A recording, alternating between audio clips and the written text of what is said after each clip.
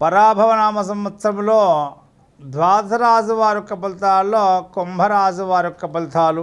కుంభరాశి వారి యొక్క ఆదాయం 2, వ్యయము 8, రాజ్యపూజము 4, అవమానము 2గా ఉన్నది. ఇక కుంభరాశి వారి యొక్క గ్రహచార గోచారాలన్నీ కూడా చూడగా ఈ యొక్క కుంభరాశి వారికి యోగకారకుడైనటువంటి గురుడు 6వ ఇంట, శని 2వ ఇంట ఉండడం చేత మీ యొక్క గృహ కుటుంబ పరిస్థితులన్నీ కూడా సాంఘికంగాను గృహ సంబంధంగాను కొంత సౌఖ్యం కలిగించును. ప్రథమార్థమంతా కూడా బాగానే ఉంటుంది. ఏ పని తలపెట్టినా అవలీలగా పూర్తి చేయగలుగుతారు.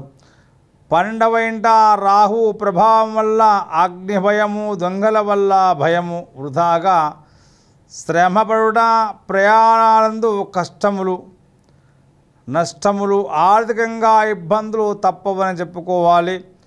కావున దైవ ధ్యానం చేయాలి. మీ ఆరోగ్యము చక్కగా చూసుకోవాలి. గృహస్థ సంబంధ బాధలు, మతిస్థిమితం లేక ఏమి మాట్లాడుతున్నారో మీకే తెలియకుండా ఉంటుంది. ఇంద్రియ పడత్వము దిగజారుతుంది. ధాతుబలం తగ్గును. ఆరోగ్య విషయంలో జాగ్రత్త చాలా వరకు అవసరం.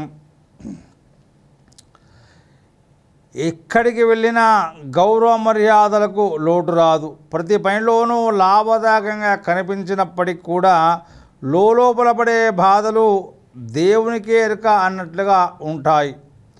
అధికార వర్గం, బంధువర్గరీత్యా సంఘంలో పేరు ప్రఖ్యాతులు కలుగుతాయి.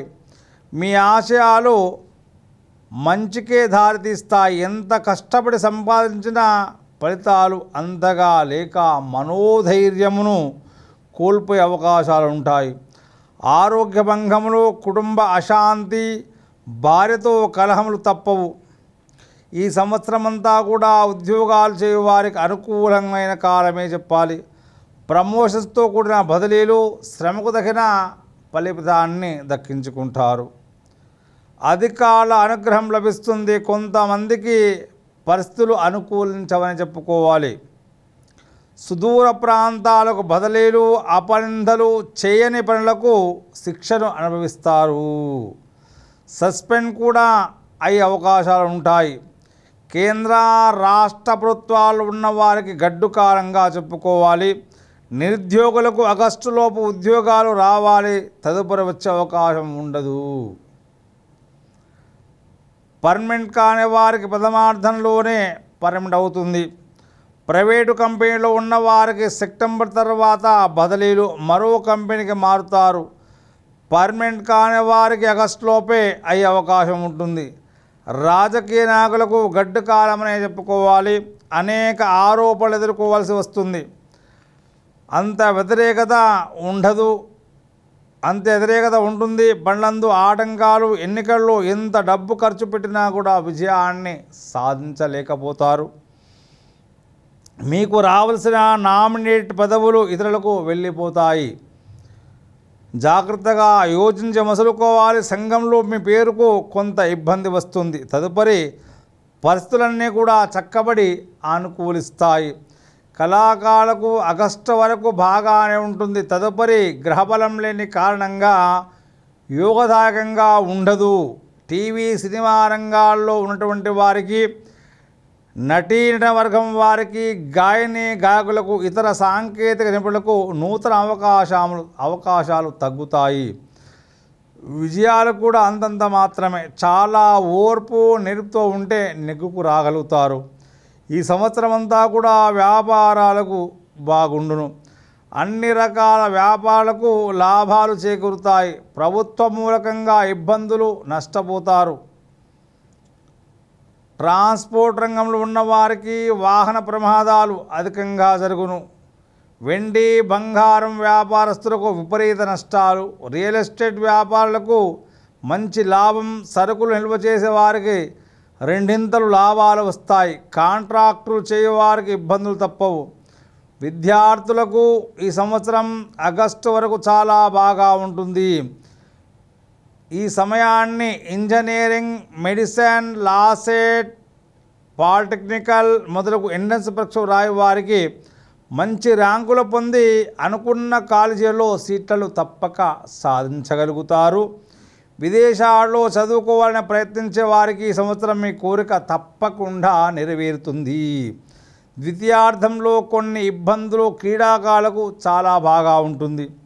వ్యవసాయదారులకు మొదటి పంట బాగా ఫలిస్తుంది. రెండవ పంట బాగుండకపోయినా జీవనం సాఫీగా సాగిపోతుంది. గిట్టుబాటు ధరలు లభించే రుణ విముక్తులవుతారు.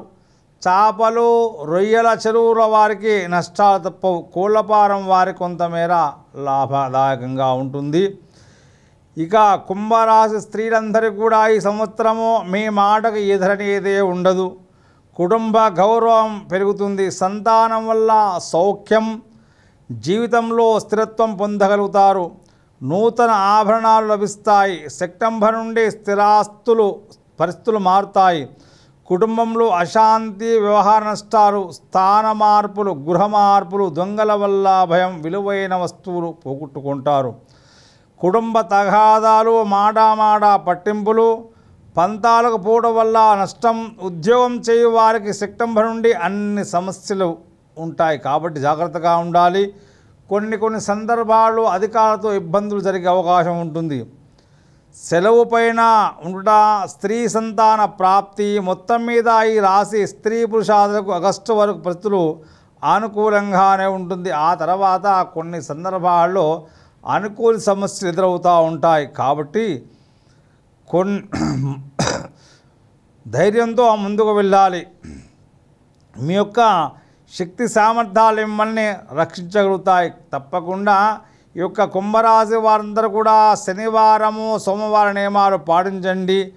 శని రాహువులకు జపాలు చేయించడం చాలా శుభదాయకంగా ఉంటుంది. అదేవిధంగా వీలైనట్లయితే సంపూర్ణ నవగ్రహ హోమశాంతి కూడా చేసుకోవడం శుభదాయకంగా ఉంటుంది.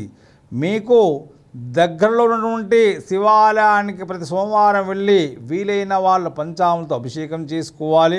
లేదా కనీసం ఆ శుభప్రాప్తిని దర్శించుకున్నా కూడా శుభం జరుగుతుంది. శుభం భూయాత్.